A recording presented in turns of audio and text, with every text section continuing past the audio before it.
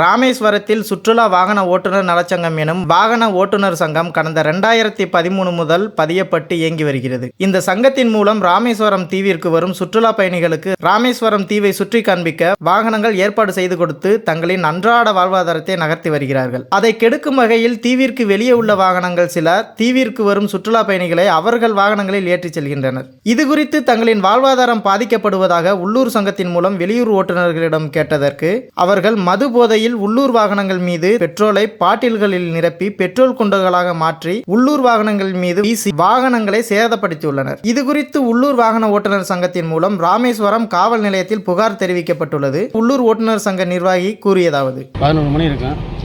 அதாவது வந்துக்கிட்டு வந்த இடத்துல வந்துக்கிட்டு பஞ்சாயத்து பண்ணக்கூடாதுன்னு சொல்லிட்டு நம்ம டிரைவர்கள் வந்துக்கிட்டு ஸ்டாண்டு டிரைவர்கள் வந்துக்கிட்டு இந்த மாதிரி எதுவும் பிரச்சனை பண்ணாதீங்கப்பா போங்கப்பான்னு சொல்லிட்டு விலக்கி விட்டதில்லை.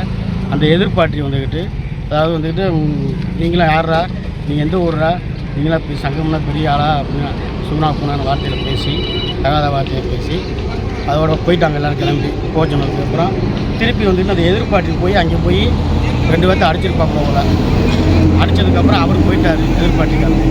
இது போக நாங்கள் யாருமே இல்லாத நேரத்தில் போன நேரத்தில் 2 பேர் வந்து மொத்தம் ஒரு 8 பேர் இருக்குது. 2 வண்டியில் வந்து பெட்ரோல் குண்டு வீசி இந்த மாதிரி கண்ணாடி 4 வண்டி கண்ணாடியை உடைச்சிட்டு எஸ்கேப் ஆகிட்டாங்க.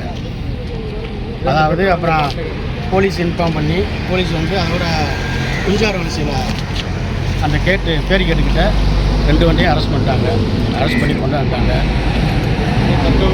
இதுக்கு வந்துக்கிட்டு தக்க நடவடிக்கை எடுக்கும்போது மிகத்தான்